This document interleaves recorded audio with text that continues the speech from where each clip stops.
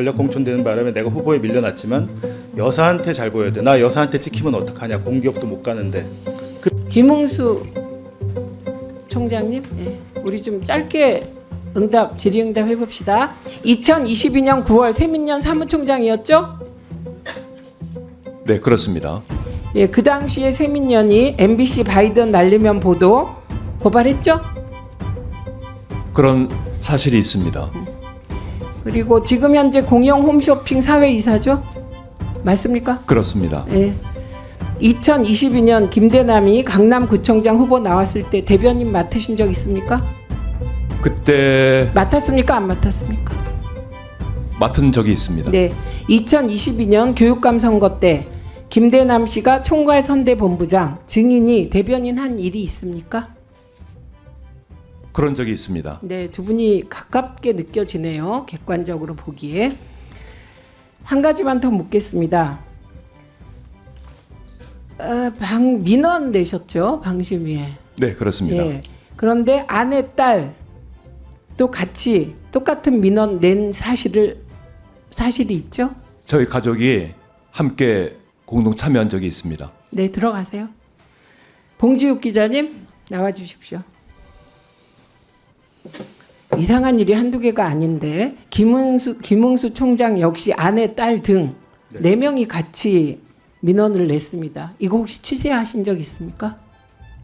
그러니까 작년 9월 4일 방송 민원도 이제 김웅수 사무총장 일가족이 먼저 냈고요. 9월 23일쯤 통신 민원, 저희 뉴스타파에 대한 처벌을 해달라고 낸 그 통신 민원도 김웅수 사무총장의 일가족이 가장 먼저 냈습니다. 그러니까 사실은 통신 가짜뉴스 신고센터를 유일임 위원장이 만들었는데 현판식이 걸리기 전전날에 어떻게 알고 민원을 냈더라고요. 그리고 제가 알기로 그 유일임 위원장과 김웅수 세민연 사무총장은 KBS 입사 동기로 알고 있습니다. 예. 다시 김웅수 총장님 잠깐만 나와 주실래요? 그 마이크를 좀 주실래요? 안 나오셔도 되는데. 네. 이 자리에서 위증하시면 처벌받습니다. 다시 네네. 고지 드립니다. 네. 예. 민원 내기 전에 네. 류일임 위원장이나 대통령실 관계자, 제가 지칭하는 대통령실 관계자는 김대남 씨입니다. 연락하거나 그 전에 만난 적 있습니까? 정확히 답변하세요. 네. 저는 지금 아니 언제를 지금 네라고 하신 건 무슨 뜻입니까? 시기를 여쭤보고 있던 겁니다. 정확히 제가 언제쯤을 말씀하시는 겁니까? 민원 내기 전에 네. 방심위에 네네. 민원 낸 후 혹은 그 전후에서 류일임 위원장이나 대통령실 관계자, 구체적으로 김대남 등과 연락하거나 만난 사실이 있으십니까? 그런 기억이 없습니다. 네, 안 만나셨어요? 네, 이게 위증하면 처벌받습니다. 들어가십시오. 네네. 네. 지금 봉지욱 기자님, 김웅수 씨가 답변하는 거 들으셨죠? 네. 그 답변 어떻게 생각하십니까? 저희가 뉴스타파 한겨레 비롯한 저희 언론자가 공동 취재단이 계속 취재를 하고 있는데요. 대통령실이 그 MBC 등 비판 언론 단체를 고발 사주한 사실에 이제 김웅수 세민연 사무총장이 연관되어 있고, 그리고 또 그 방심위 유일임 위원장을 비롯한 청구 민원 사건에도 김웅수 세민연 사무총장이 연관돼 있습니다. 그래서 저희는 이 두 사건에 상당한 연관성이 있다고 보고요. 본인은 지금 아무 관련이 없다고 하시는데 저희는 그렇게 생각하지는 않습니다. 아마 저희가 이제 오늘 다 말씀을 못 드리겠습니다. 저희 모레 뉴스타파에서 보도할 예정입니다. 아, 그렇습니까? 김웅수 총장이 공영 홈쇼핑 사회이사가 됐어요. 이 정부 들어서 이게 특이한 현상 중에 하나는 김건희 여사를 적극 옹호하거나, 예를 들면 가정주부 운운한 분, 그리고 김건희 여사를 무슨 시집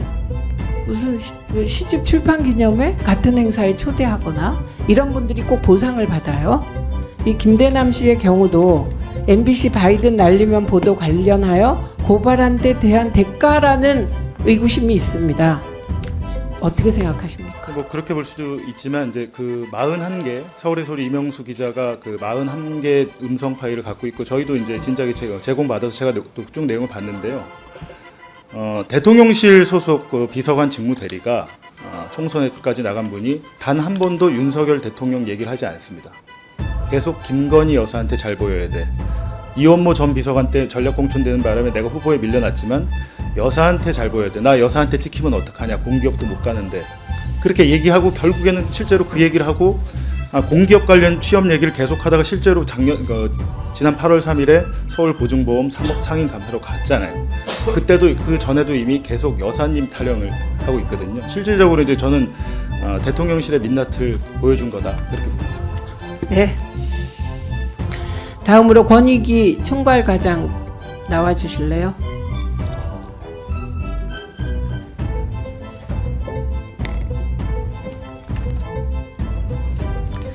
권익위원회가 언제 생겼습니까? 2008년도에 국민고충처리위원회, 국무총리 행정심판위원회, 국가청렴위원회 합쳐져서 권익위원회로 출범했습니다. 그렇죠. 그 국가청렴위원회는 언제 생겼습니까? 부패방지위원회는 언제 생겼습니까? 부패방지위원회가 청렴위원회가 되고 이런 긴 역사가 있죠. 네, 그렇습니다. 예, 이거는 전 국민의 민주화 운동과 민주화 열기로 생긴 기관입니다.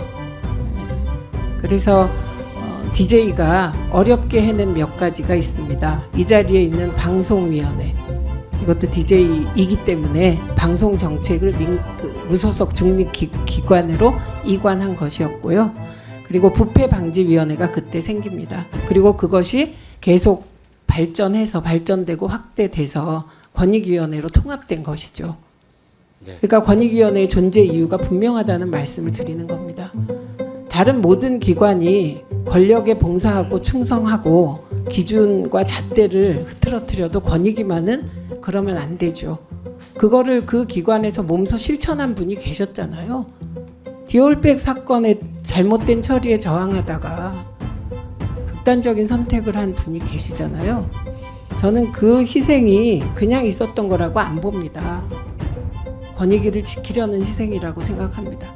그런 거 생각하시면서 답변을 해주시기 바랍니다. 제가 질문할 게 무지 많은데 오늘 딱 2가지만 질문 드리고 가서 보고하세요. 제가 국감 때 심화질의 하겠습니다.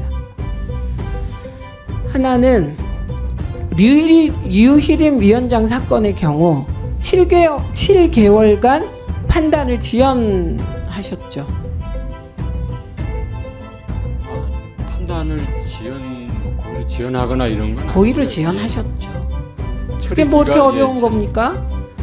그냥 그 공익제보 확인하고 그 이전 그 과장이 주장했던 대로 빨리 그 책임 감면 처리해줘야 되는데 안 하고 질질 끌었잖아요. 남영진 KBS 이사장 등의 사건은 며칠 만에 결론 냈습니까?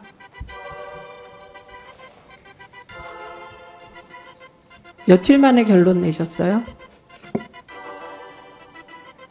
제가 자료를 좀 보겠습니다.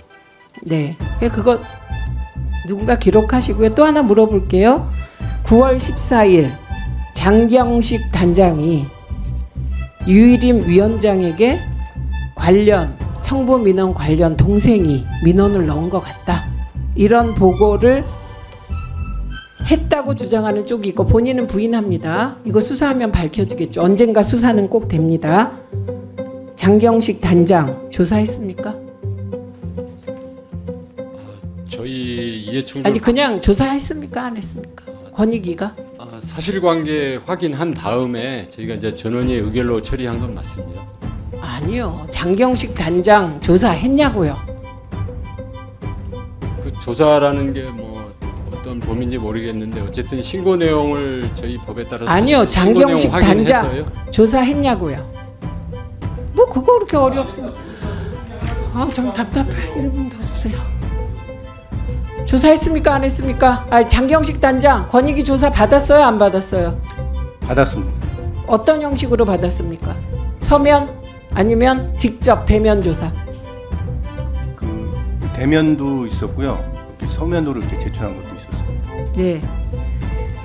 그 다음에 9월 27일 이거 나중에 심화로 질문할 거라고 미리 알려드리는 거예요. 깜짝 질문 같은 거 하지 않습니까? 이건 그런 사안이 아니에요.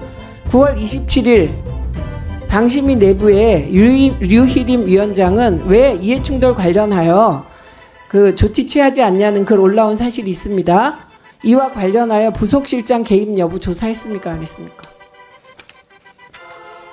그 개별 신고 사건의 조사 대상이나 범위 이런 부분에 대해서는 저희가 아이, 그러시지 말고요.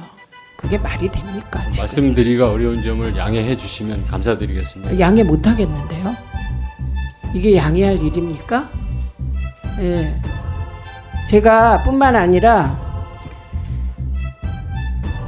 몇 가지 쟁점 아주 사전에 질의서를 드리겠습니다. 그러니까 권익위원장 국감 출석하셨을 때 답변을 다 준비해 주세요. 예. 그래서 무슨 깜짝 질문에서 당황하게 하거나 이런 거 아니고요. 내용에 대해서 심도 깊게 토론하겠습니다. 네, 보고 드리겠습니다. 네. 자, 여기서부터 잠시만 주목해 주시기 바랍니다. 제가 구독자분들을 위해서 깜짝 선물을 하나 준비했습니다. 제가 항상 여러분들께 뭐라고 말씀드렸나요? 뉴스만 평소에 잘 챙겨보셔도 돈이 된다, 돈을 벌 수 있다고 말씀드렸는데요. 자, 여기 보이는 각종 뉴스, 코로나, 러시아 우크라이나의 전쟁, 엔비디아의 실적, 트럼프와 김정은의 관계 등등 이러한 뉴스를 보게 되면 여러분들은 어떤 생각이 드시나요? 그냥 뉴스만 보고 끝내는지, 아니면 이 뉴스를 어떻게 이용할 수 있는지 이 부분을 고민하고 계시는지를 되물어보고 싶습니다. 그 이유가 뭐냐 하면 제가 지난 1월 여러분들께 뭐라고 말씀드렸나요? 지금은 반도체 산업에 관심을 가져야 한다. 뉴스만 보고 그냥 넘기지 마시고 한번 투자 쪽으로 고민해 보셔야 한다라고 말씀을 드렸습니다. 그리고 나서 이런 썸네일을 유튜브나 뉴스를 통해서 많이 보셨을 텐데요. 이런 반도체 산업이 이슈가 되었을 때 부자들은 어떻게 생각한다고 했나요? 반도체와 관련된 투자 수단은 뭐가 있는지, 어떤 주식이 가장 좋은지, 어디에 투자해야 돈이 몰리는지 자연스럽게 생각한다고 제가 말씀드렸죠. 그 이유가 부자들이 봤을 땐 이슈가 돈으로 이어지고 그 이슈가 나에게 돈을 벌어준다는 경험적 확신이 있기 때문에 부자들은 항상 이런 사회적 이슈와 돈의 흐름을 관심 있게 쳐다본다고 제가 말씀드렸는데요. 이번에도 마찬가지입니다. 제가 지난번에 시청자분들과 함께하는 주식으로 수익 내기 이벤트를 진행했었는데요. 당연히 100% 무료로 진행되었고, 자, 여기 보시면 아시겠지만 제가 지난번에도 저한테 구독이라는 문자를 보내주신 모든 시청자분들께 이렇게 반도체 관련주 중에 많은 종목이 아니라 가장 급등할 확률이 높은 딱 한 종목, 한미반도체 딱 한 종목만을 추천드렸어요. 그러면서 여기 나와 있는 대로 정확히 얼마에 매수해야 하는지, 수익률이 얼마가 나왔을 때 팔아야 할지 정확히 말씀드렸는데, 자, 지금 실제로 어떻게 되었나요?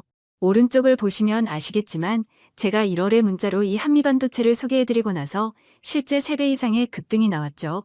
그래서 당시에도 굉장히 많은 분들이 제가 드린 이 종목으로 수익을 크게 내실 수 있었는데요. 다시 한번 수익 축하드리고 이번에도 마찬가지입니다. 최근에 이슈가 되고 있는 것이 이 하마스와 이스라엘 전쟁, 러시아와 우크라이나 전쟁이기 때문에 우리가 어떻게 생각해 볼 수 있을까요? 더군다나 북한까지 참전한 마당에 전쟁이 앞으로 계속해서 심화될 가능성이 있는데요. 더욱이 중국 또한 대만에 대한 전쟁 압박 수위를 높여가고 있어 전 세계가 혼란스러운 상황입니다. 이렇게 전쟁이 계속해서 심화되면 피해가 커지기 때문에 전쟁에 필요한 군수물자, 의료 지원 물품들이 실제로 더 많이 필요할 수밖에 없는데요.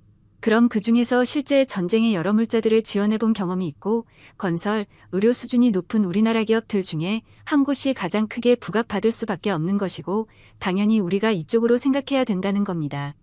자, 그렇기 때문에 제가 이번에도 뭘 보내드린다고요? 지난번과 마찬가지로 지원이라는 문자를 보내주시면 제가 전쟁 물자 지원 관련주 중에 앞으로 대장주 역할을 하면서 주가가 가장 크게 급등할 종목을 구독자분들에게 문자로 종목명과 사고 파는 시점을 모두 알려드릴 거예요. 그래서 여러분들이 주식으로 돈 버는 연습을 한번 해보시라 이렇게 말씀을 드리고 혹시라도 나는 주식을 하지 않는다 라고 하시는 분들은 주변에 주식하시는 분들께 추천해 주셔도 되고 연세가 있으신 분들은 자녀분들에게 한번 이걸로 수익을 내보라고 이렇게 조언해 줄 수도 있으시겠지요. 그래서 지금 이 영상을 보시는 시청자분들 중에 나도 이번 종목이 궁금하다 하시는 분들은 누구나 상관없이 어느 시간대나 상관없이 부담 없이 이렇게 위쪽 상단에 제 번호 남겨두고 있습니다. 저의 개인 번호 010-2803-3347 남겨놨고요. 지난번처럼 지원이라고 보내주시면 제가 이번에도 똑같이 무료 추천급 등주 문자를 보내드리겠습니다. 그래서 제 번호 010-2803-3347로 문자 보내주시면 여러분들이 직접 이수를 통해서 돈 버는 연습을 해보실 수 있는 것이고, 제가 돈을 받는 것도 투자를 대신 해드리는 것도 아니니까 부담 없이 신청해 주시면 되는 겁니다. 그리고 수익이 나면 저는 다른 것은 바라지 않습니다. 제 채널에 좋아요, 구독 한 번씩만 눌러주시라 이렇게 다시 한번 말씀드리겠습니다.